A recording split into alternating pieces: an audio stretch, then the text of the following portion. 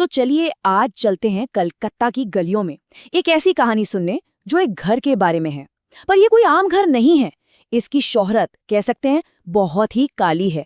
लोग इसे पुतुल बाड़ी कहते हैं, मतलब गुड़ियों का घर। और कहानी की शुरुआत ही इस सवाल से होती है।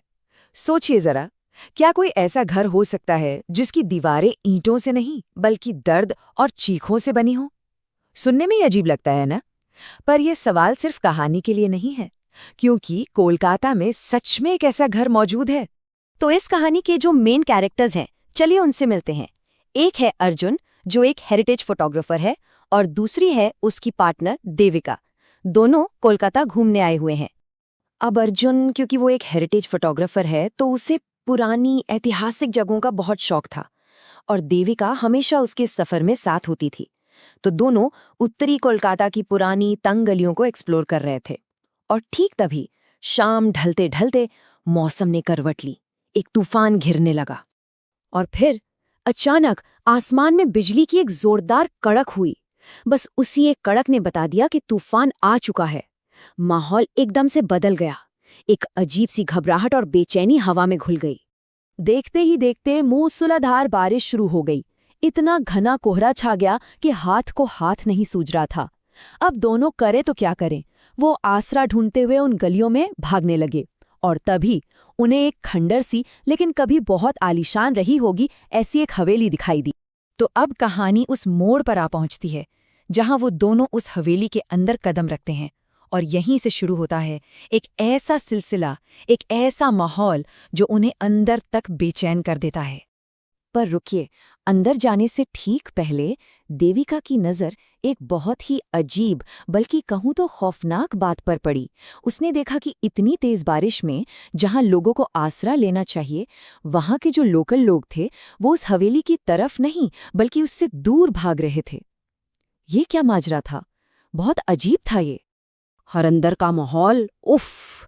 दीवारें सीलन से भरी, जगह जगह से टूटी हुई। हवा इतनी भारी और ठहरी हुई थी कि सांस लेना मुश्किल हो रहा था।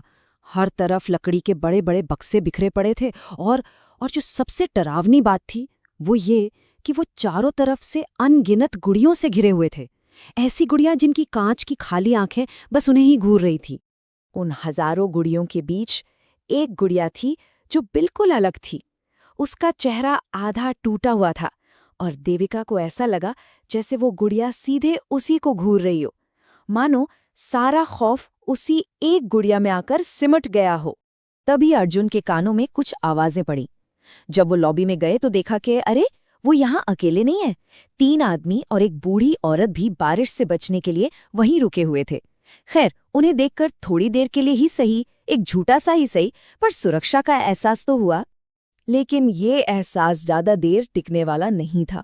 आसमान में एक बार फिर जोर से बिजली कड़की, और उस एक पल की रोशनी में देविका की नजर ऊपर बालकनी पर गई।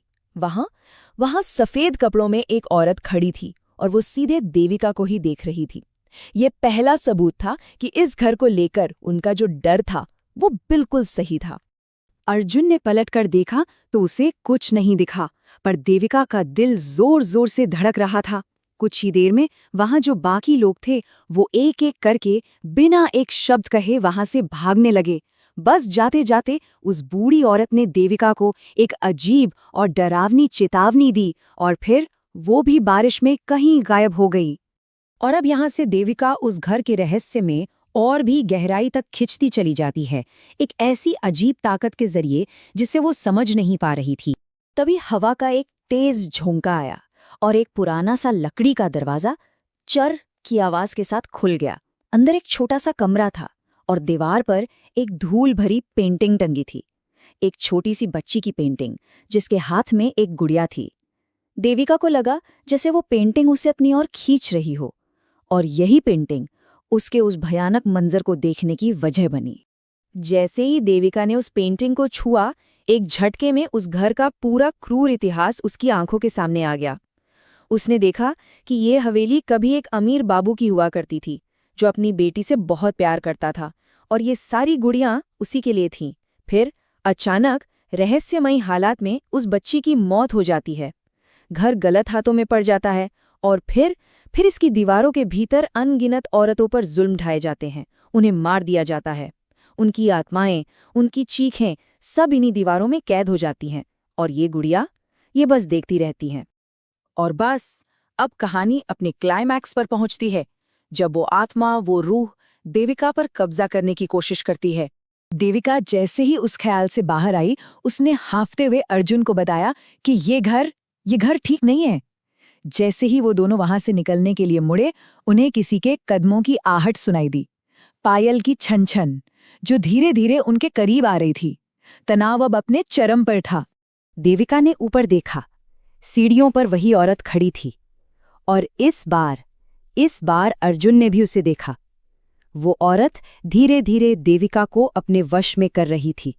देविका की आवाज बदल रही थी। एक पल वो अपनी ही कांपती हुई आवाज में कहती, अर्जुन मुझे बचा लो, और अगले ही पल एक भारी अनजानी आवाज में, मैं यहां से नहीं जाऊंगी, ये मेरी है। ये सब देखकर अर्जुन का दिमाग तेजी से काम करने लगा। उसे एक बात समझ आ गई, अगर देविका को बचाना है तो उस आत्मा को हराना होगा, और वो आत्मा जुड़ी हुई है उस टूटे चेहरे वाली गुड़िया से। उसे उस शापित चीज को खत्म करना ही होगा। बस यही आखिरी मौका था। अर्जुन ने जेब से अपना लाइटर निकाला और सीधा उस गुड़िया पर फेंक दिया। गुड़िया ने तुरंत आग पकड़ ली, और जैसे जैसे वो जलने लगी, वो आत्मा तड़पने लगी, चीखने लगी। और जैसे ही गुड़िया जलकर खाक हुई, आत्मा एक आखिरी चीख के साथ गायब हो गई। देविका वहीं बेहोश होकर गिर पड़ी, पर अब वो आजाद थी। अर्जुन ने फौरन देविका को उठाया और उस मनहूस हवेली से बाहर भागा। एक पल को लगा जैसे एक भयानक सपना आखिर खत्म हो गया। वो दोनों बच निकले थे। अगली सुबह होते ही उन्होंने कोलकाता शहर ही छोड़ दिया। कसम खाई कि पुतुलबाड़ी का उस रात का जिक्र भी कभी दोबारा नहीं करेंगे। और कुछ वक्त के लिए सब कुछ ठीक भी लगने लगा। ऐसा लगा जैसे वो इस खौफ को पीछे छोड़ आए हैं। लेकिन कुछ कहानियां कभी खत्म नहीं होती, है ना? वो आपका पीछा करती हैं, चाहे आप कितनी भी दूर क्यों न भाग जाएं। घर लौटे कई हफ्ते बीत चुके थे। जिंदगी वापस नॉर्मल लगने लगी थी। लेकिन फिर एक दिन देविका ने यूं ही अपनी खिड़की से बाहर बगीचे में देखा, और वहां लॉन में रखी थी वही टूटे चेहरे वाली गुड़िया। देविका ने घबराकर खिड़की तो बंद कर दी, पर वो जानती थी कहानी अभी खत्म नहीं हुई है। जो बाहर है वो अंदर आने का रास्ता ढूंढ ही लेगा।